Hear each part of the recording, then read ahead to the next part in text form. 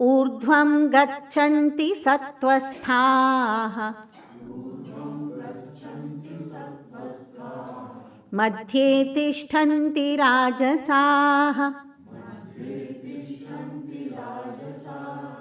जघन्यगुणवृत्तिस्थाः अधो गच्छन्ति तामसाः.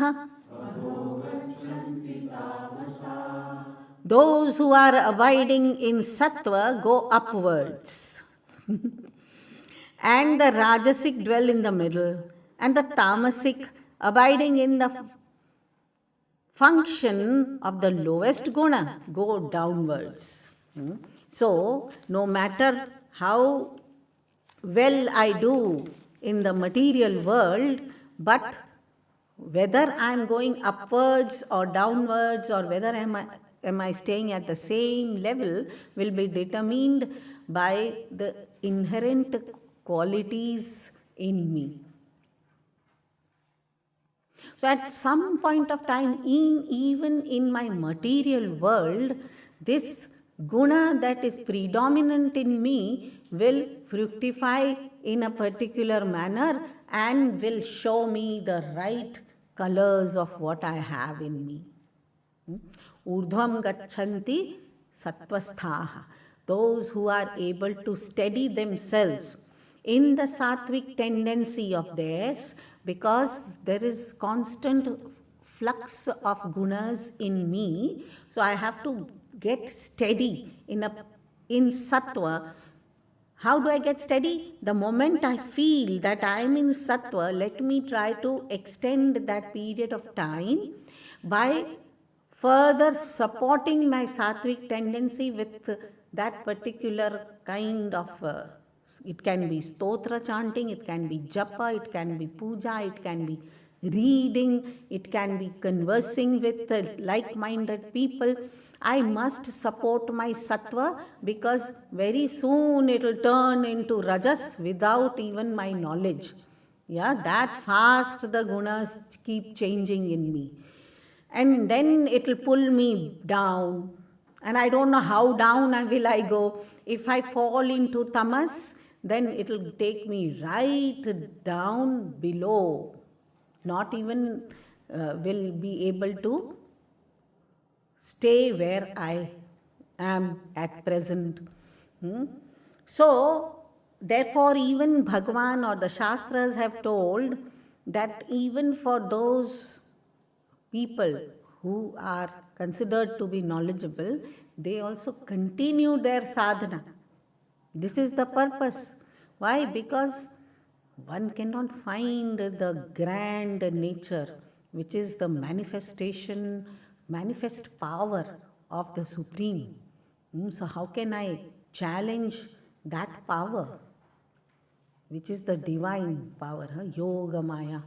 So I have to be very careful in handling myself, even though most of the time I am in knowledge. So what?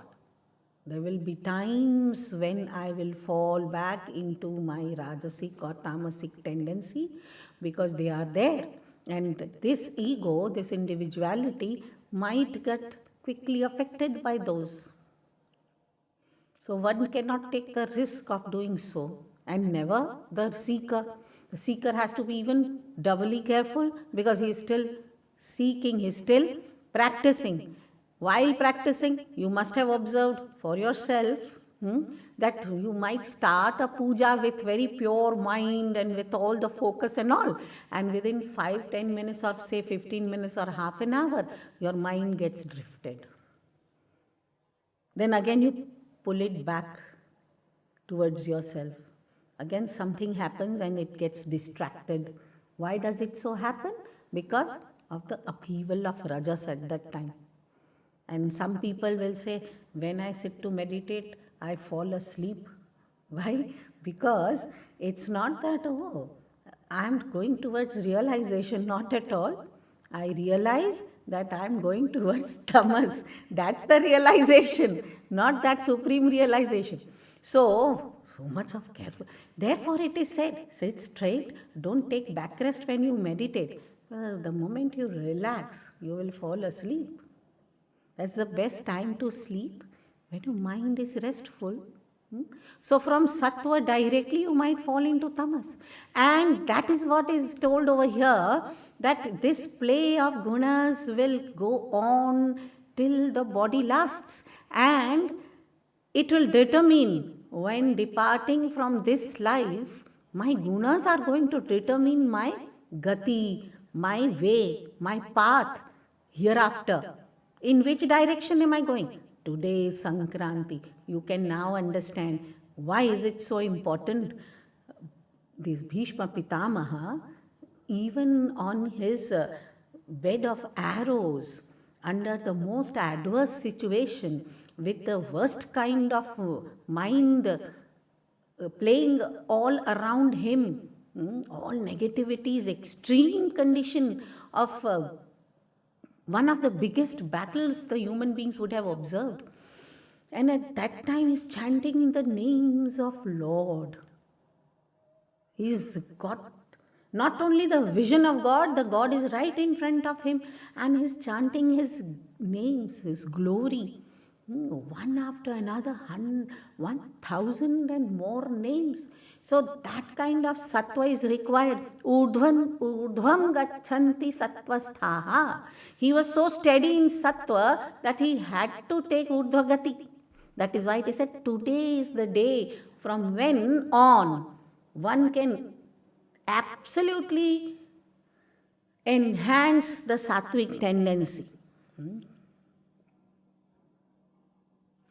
Much before your part of the earth where you live experiences shorter days, you should be steady in sattva, so that those 6 months of darker nights would not affect you.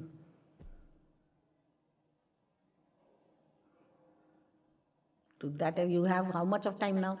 Not a lifetime, only 6 months.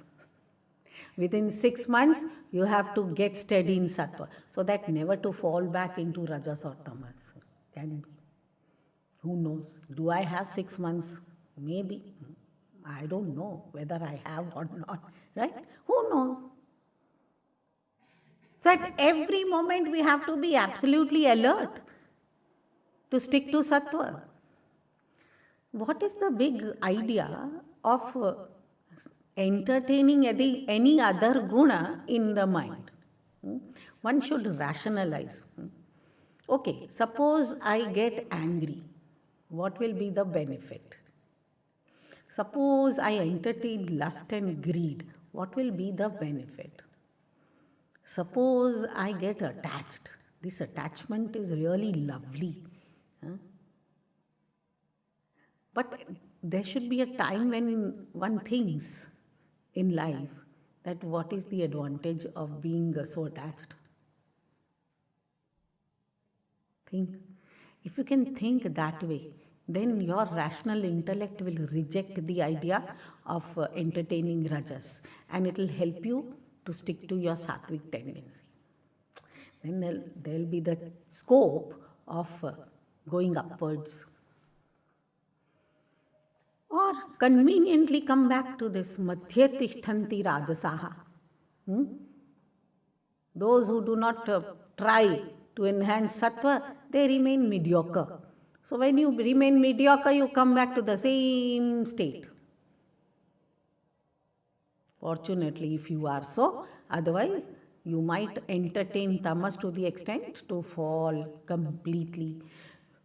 There have been such instances in the history of human beings where, in spite of all the conveniences, one has conveniently fallen to the extent of complete destruction of one's own self as well as the whole dynasty.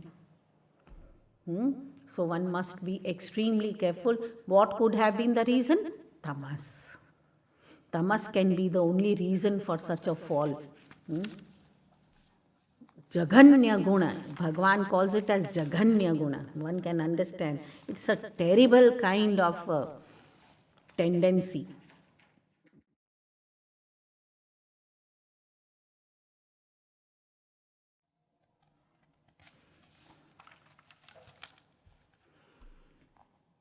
So, who creates these gunas?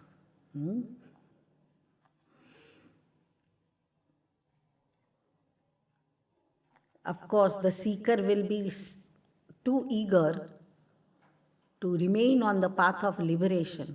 And now one can understand what binds more. We have done that.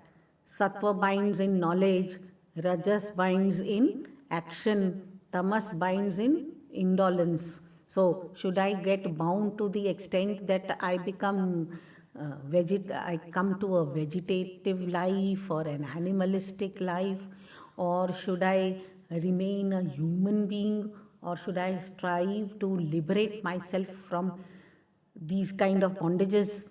So, if those thoughts are going on in the mind of the seeker, then definitely one will be interested in practicing such things from Shastras that can take him to the path of moksha,